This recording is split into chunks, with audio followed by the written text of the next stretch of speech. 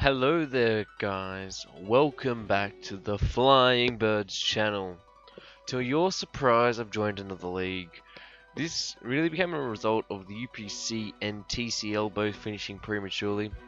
It sucks, but you know, there's only so much you can control in this lifetime, and I was very kindly offered a spot back by DD and Rob to play in Alola.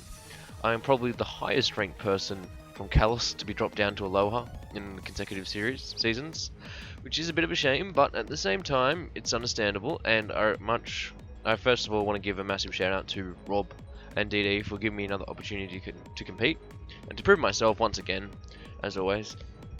Now firstly, one of the new changes to MBA Season 8 is, apart from rule changes and apart from me drafting one of the most obscene teams for this league, the other thing that I want people to be aware of is that we have undergone a logo change, inspired by a logo that I really liked, and I didn't copy him, but I really liked Gypsy King's logo for the Sydney Sharpedos. And ironically, I was half like, I really should have changed my name to the Sydney Sharpedos. And I was actually I didn't even meet Gypsy yet. I was like, oh, that'd be such a good name, Sydney Sharpedos. Why didn't I think of that? And I saw a Gypsy and went, bloody Gypsy, he stole my name. I was like, you know what?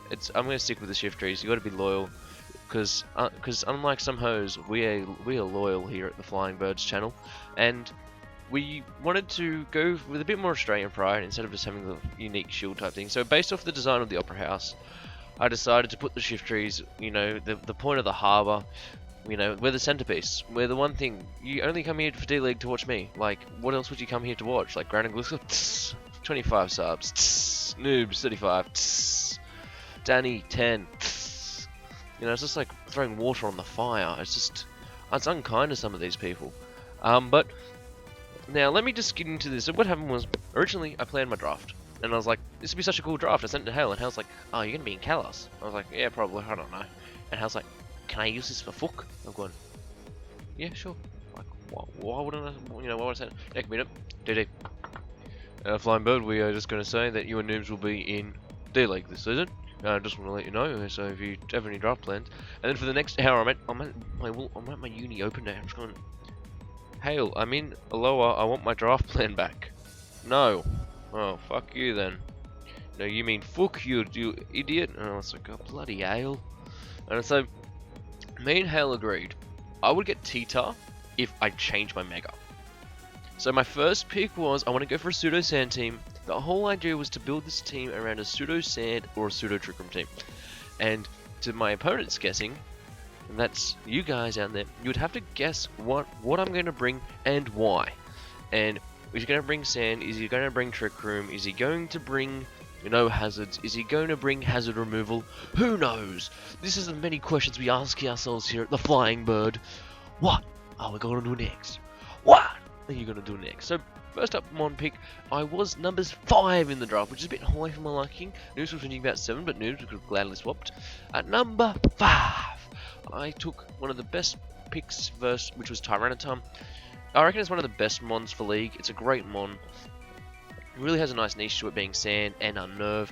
It has a great attack stat of 134 and a great special defense.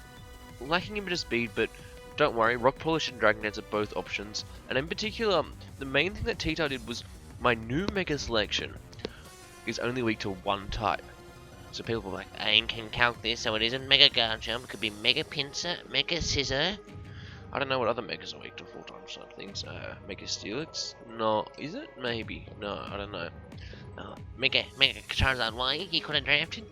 And it was only weak to one thing, but Tyranitar really patched up that hole nicely, and it was really the centerpiece of the draft. It also gives me a rocker, which is very important in League, is to have a rock setup. In particular, one that can do it reliably.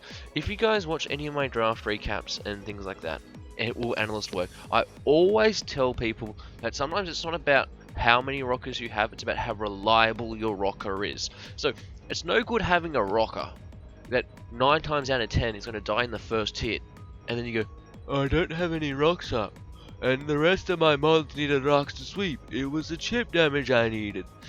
And I was a bit like, so your whole plan was around rocks, and you didn't bring something to support your rocks. No, I didn't, because what I thought was I could leave any hit. It's a bit like, so you decided to stay your fortress in on an Entei, and you went in break sturdy. Yeah, man, it'll be fine. Like, have another puff on the pipe, mate. You lost it. My second pick. If this pick didn't go OU2, I was really scared. And they even mentioned it in the draft recap. In number 3, I think James, after giving him $20, he's one of the best drafters out here. I'm not paid to say this is not a paid endorsement. I just want to make that clear to my fans. But I think what James really does well is he drafts very well, but unfortunately doesn't really think of his mon choices. And I was like, Dede, what do you mean?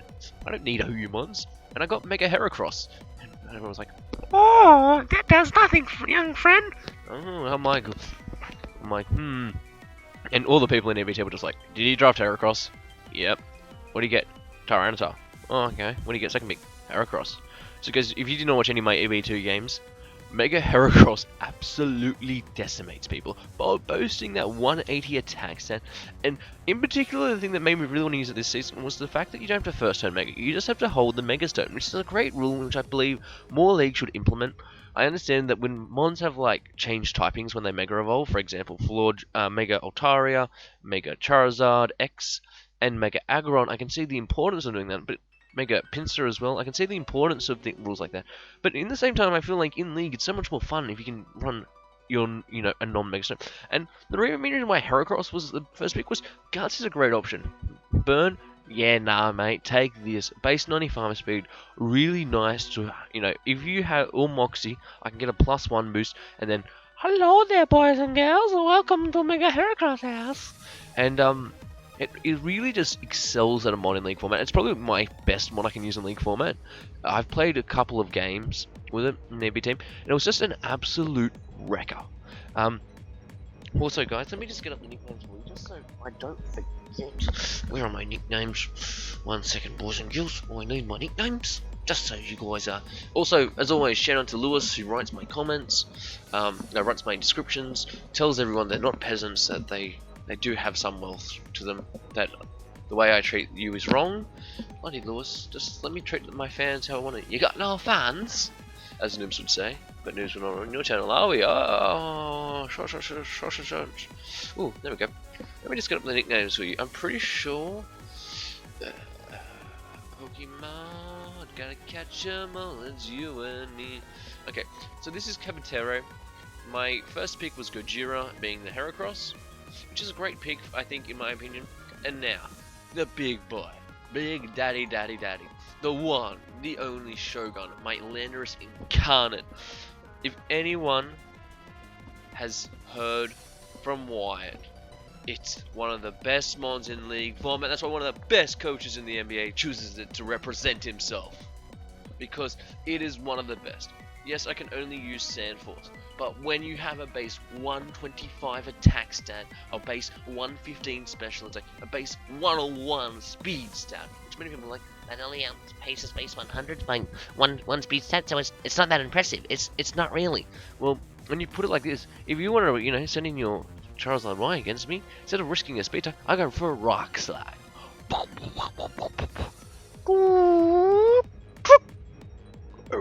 Charizard has fainted.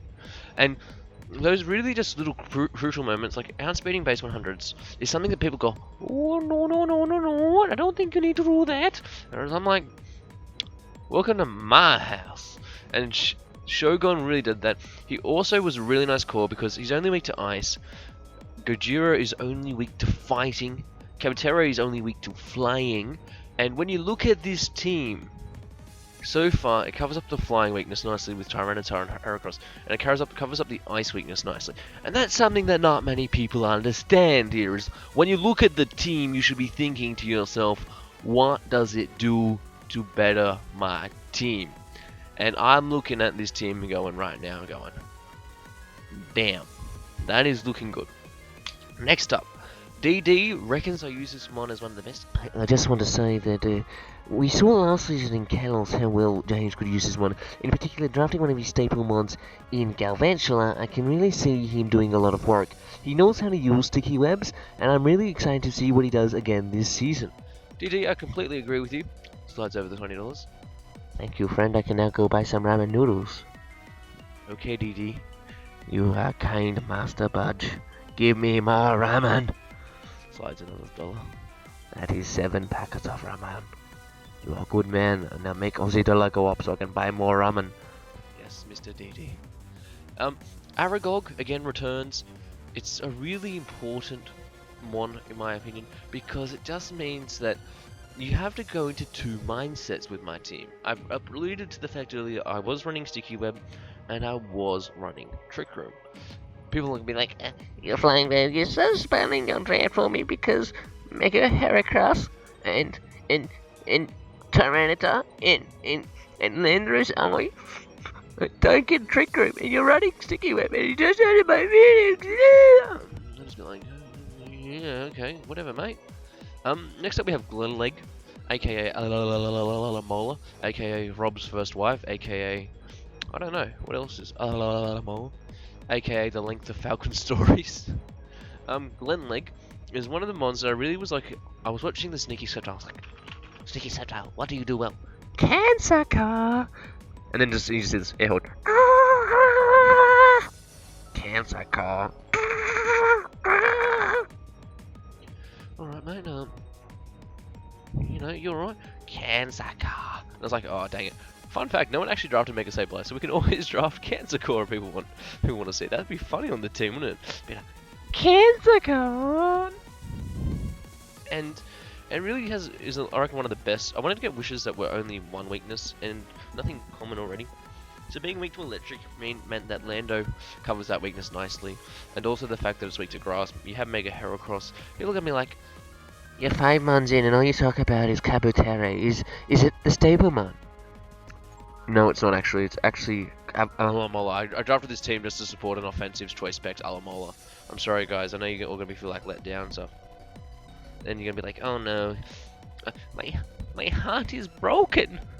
But no, this is what I really want. Next up we have Lissing, aka Raikau, aka me and DD are buddies. That's why he put me at number 3, because I drafted Raikau with him. Raikau brothers! And the thing about Raikou is I used it in MBA Season 5 when my good friend Zavej drafted it for me. I love Raikau. Ha ha ha, Zez's pony, ha ha ha. What a fun time with that Season 5 draft. The thing is, just another nice, really Volt Switch core.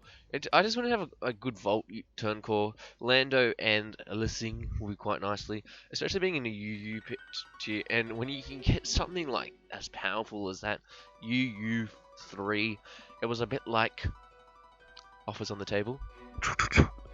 Flying Bird, just wanted to let you know that no one has chosen Raikau yet. Love, noobs. Oh, okay, thanks, noobs. You're actually awake. I'm actually not just draft Raikou. It's like, you know what, boys and girls? We're gonna pick Raikou, because Raikou is good. It gets Shadow. You know, to be honest, if you could run it as like Monas, Aurasphere, everyone would run it and be like, oh, that's mate, that's a really good quality. Oh, I'm gonna go speak to my local dealer to see if I can get some Raikou quality weed. You know, that's just the way it goes. And also, only people going like, oh, you have 2 grounder weaknesses and you only have Shogun to... Yeah, nah, mate. Is a great mod, and it really just puts everyone just going, you'd want to take some life orb damage, young friend? Take this wish. Wish is good for soul. It help you out. Next up, we drafted Metallo, aka Registeel. Registeel is here. I am the Dominator. I'm here to suck up all your souls. Stealth Rock is another option I can do for you. Also, I can Toxic you. I can Seismic Toss you. I can click EQ, ooh. I can click Iron Head, ooh. And I can also get Thunder Wave. It is very important, man. Metallo is here, the Registeel. And I'm not gonna appreciate any disrespect when I draft my Registeel. It is here to appease. It is a very good wall call. It's the second one of my 3-man wall call. So far I have my Alamola, aka Glenleg, and Metallo as my wall call. They don't have any common weaknesses. The 1 weak to grass, Metallo resists that. 1 weak to ground, My Glenlegg resists that. Yes. 1 week 2 fighting, but hello, Glenlegg no week 2. It is nice. And I was looking at this thing going, oi, oh boy, you got yourself into some trouble here. You weak to psychic.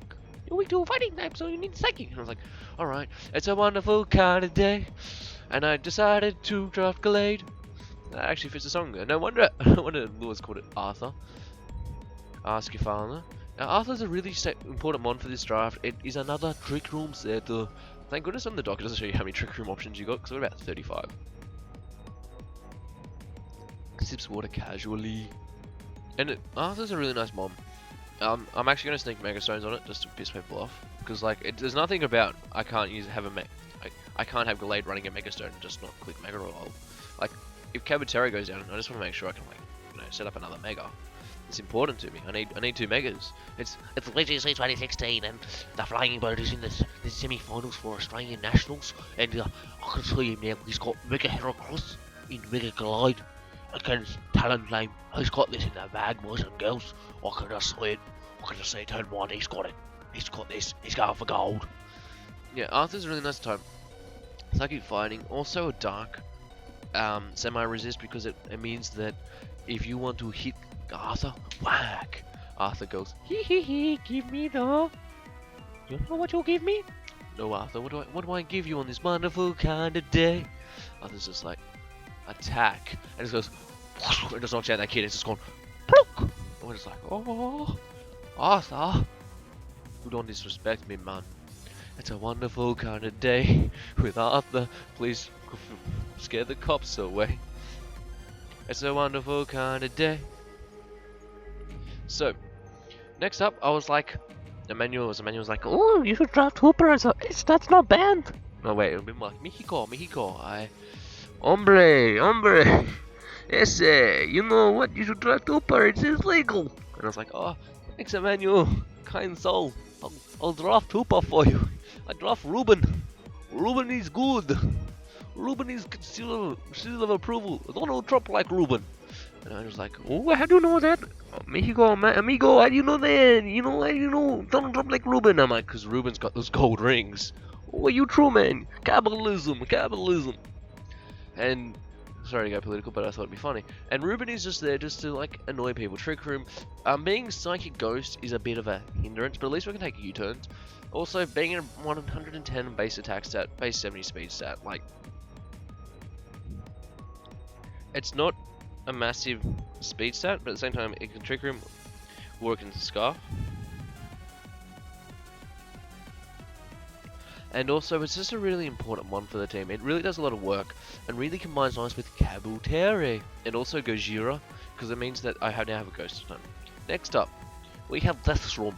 You know when you play Plants vs Zombies, and you just need a bit of pickle and just sit there. brains, brains, brains, This is what Death Storm's like. It's just like, Mons, Mons, Next minute. Bulky water time, Baldwin comes in. This room. Giga Dream. Level complete. Welcome back. and that's really what Death Storm does. It's also a grass type. I do not have a fire. Actually, I don't have a fire type. Actually, I do have a fire wild grass core. I don't have a fairy ghost, fairy dragon steel core because they're overrated. Just ask Mayo, however in there. It's just, it's just what it does. It just scares people. The Death Storm. When people know that the Death Storm is coming, you can't prepare for him. You just sort of pops up there and goes, unlucky. Please try again in next week's game. Next up, we have the fat boy himself, Cleric, aka Ordino, aka That Boy Blunder, aka Regenerator, aka Wish, aka Kensico with a little Also, Cleric gives him another great option for Trick Room. Oh, you said at the start you drafted the conventional, and it's a sticky web, and you're just gonna help them. You're gonna help them set up with the sticky web, and you're gonna help them with it. And Trick Room, you just sit there to play Pokemon everywhere. Also, it's a really nice momentum stopper with Encore. I mean, in hindsight, I probably should have drafted Wismacott over Aragog. So we set up Tailwind, and some people have been like, Oh, that's really smart. Prepping you can either advance or slow. Ah! but no, I much prefer Sticky Web. I also enjoy giving Defiant Mons a +2 boost. Cleric's also there for Heal Bell support, Wish, and it's just a really nice one. The last one I got was Magmortar, and his name is Bombard. Do you ever play Bombman as a kid? That was a great game. So what Bombard does, it goes, yeah, target locked and ready to load. It's more Talon's one. It's more like locked, ready to load, boss. Target in sight. Target approaching in T -3, T -2, T -1. Fire blast hit, instant knockout. Ding ding ding. That's what Bombard's really here to do. And it's just a nice fire type, just to help me out, because I know that fire is very important in League, because it's one of the basic types. People are like, Oh, you only drafted one fire type. You didn't have a fire one against it. You really upset me. I don't know what to say to you guys. I think you should just enjoy being upset, you peasants. So guys, this is the draft analysis for your coach of the Sydney Shifters, man, the only team that matters. Also, shoutouts to all the people that help out each week in the MBA channel. Also, get ready for a Sunday. I'm also going to be doing the Kanto Power Ranking, and Sunday is going to be a special series. It's going to be one of the series that tries to reward the best analyst, but I'm not going to reveal what it is until then. Until next time, catch you later, peasants. Also, cheers if this video is up and I've already hit 100 subs. You guys are the best. Remember, if you're one of the original first 100, you're just a peasant. It could be worse. If you're part of the next 1,000, you're a capitalist. Just remember that. Marx didn't die for nothing. Harambe didn't die for nothing. It's been your boy, the Flying Bird, on the Sydney Shift Trees. Peace!